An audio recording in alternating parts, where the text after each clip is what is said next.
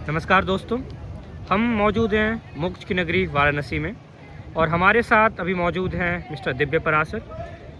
हम आज कुछ सांस्कृतिक विरासत की कुछ जानकारियां मिस्टर दिव्य पराशर से लेना चाहेंगे, तो शुरू करते हैं। आप कुछ बताइए हमें इस विरासत के बारे में। सर्वप्रथम नमस्कार रौनक जी और आपके चैनल के माध्यम से जुड़े हुए आपके दर्शक श्रोतागण को हमारा नमस्कार।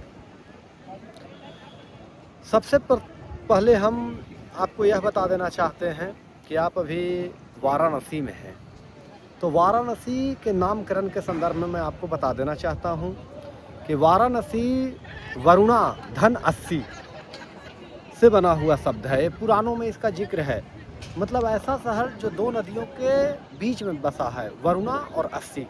उसमें गंगा का जिक्र नहीं है। मतलब जब गंगा धरती पर नहीं उतरी थी, उसके पूर्व में यहाँ दो नदियाँ बहा करती थी, जो आज भी है। वर्तमान स्वरूप थोड़ा बदल गया है। गंगा इतनी विस्तृत विशाल नदियाँ नहीं रही, ऐतिहासिकता भी उतनी नहीं रही, छोटी नदियाँ हैं। आज के रूप में उसे नाला ही कहना ज़्यादा उचित होगा। पर वरुणा और 80 दो पवित्र नदियों के बीच में अभी हम जिस घाट पर हैं, इस घाट का नाम रविदास घाट है। इसके जस्ट बगल में आप देख सकते हैं कि वहाँ पे 80 नदी, जिसको आप यहाँ के लोग नाला भी अब कह दिए हैं, पर पुराणों में 80 नदी का जिक्र है।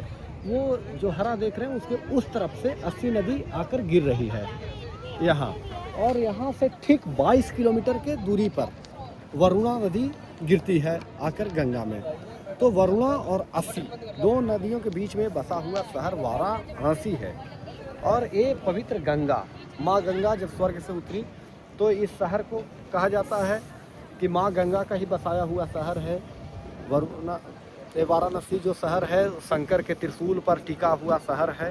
किस कहा जाता है, जिस प्रकार से सनातन शब्द यहीं से निकला है कि जो न नूतन है न पुरातन है, जिसका काल का पता नहीं हम कर सकते हैं, जो आदि काल से चीर काल से चला आ रहा, चीर काल तक चलता जाएगा, जो कभी नष्ट ना हो, ऐसा शहर सनातन शहर गंगा है।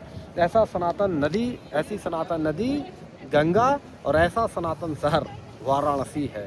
तो इसीलिए हम इस नगरी को, जो कभी नाश कभी नष्ट ना हो पाने वाली ये शहर, इस नगर के बारे में आज हम जानेंगे। आपके चैनल के माध्यम से आपके व्यूअर्स को भी बताएंगे। सर्वप्रथम इस घाट के बारे में बताते हैं।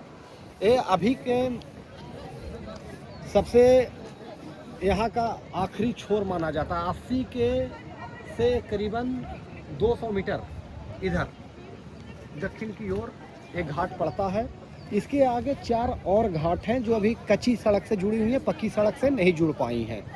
रामनगर पुल से राजघाट पुल को जोड़ने की मोदी जी की योजना है, तो उसमें अभी 4 घाट का पक्कीकरण करना है, जिसमें एक घाट का पक्कीकरण हो चुका है। विस्तृत पैमाने पर इसकी विकास हो चुकी है। यहाँ से आप देख सकते हैं बड़े बड़े स्टीमर, बड़े बड़े वो खुलती है, क्योंकि यहाँ घाट की गहराई ज़्यादा है। इस कारण से यहाँ बड़े जहाज जो क्रूज कहे जाते हैं वो यहाँ से खुलते हैं। बाकी घाटों पे क्रूज नहीं लगते, क्योंकि वहाँ उतनी गहराई नहीं है। यहाँ देख रहे हैं आप कि जैसे ही घाट ख़त्म होती है 40 फीट 50 फीट गहरा पानी हो जाता है यहाँ पे, इसलिए यहाँ बड़े बड़े क्रूज खड़े होते हैं। और इसके इस तरफ वो जाएंगे तो 4 अन्य घाट जो हैं, उसमें सामने घाट, गढ़वा घाट, रमना घाट और मदरवा घाट, जिसकी मोदी जी की योजना है कि उन चारों घाट को जोड़ने की। अभी वर्तमान में इस घाट तक जोड़ा गया, पर 80 से इस घाट को अभी पक्की सड़क से नहीं जोड़ पाए हैं, पर काम जारी है। उम्मीद करते हैं कि 4-5 महीनों में ये घाट जुड़ जाएगी। तो इस घाट संत गुरु रविदास के नाम से जाना जाता है। तो सबसे पहले हम ये बता दें, रविदास जी को हम शिरोमणि रविदास कहते हैं। उनका जन्म इसी पावन शहर वाराणसी में हुआ।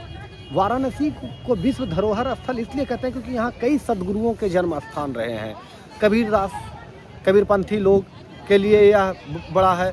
यहाँ सुपार्श्वनाथ जैनों के 23वें गुरु सुपार्श्वनाथ का भी जन्मस्थली रहा है। यहाँ संत रविदास का जन्मस्थली रहा है। यहाँ बाबा तुलसीदास रहे हैं।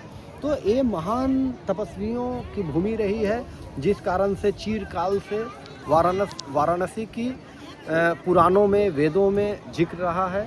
और हम एक एक घाट के बारे में जानेंगे, कुछ खास घाट के बारे में, उनकी ऐतिहासिकता के बारे में, पौराणिकता के बारे में हम आपके चैनल के माध्यम से आपके व्यूअर्स को आज बताएंगे।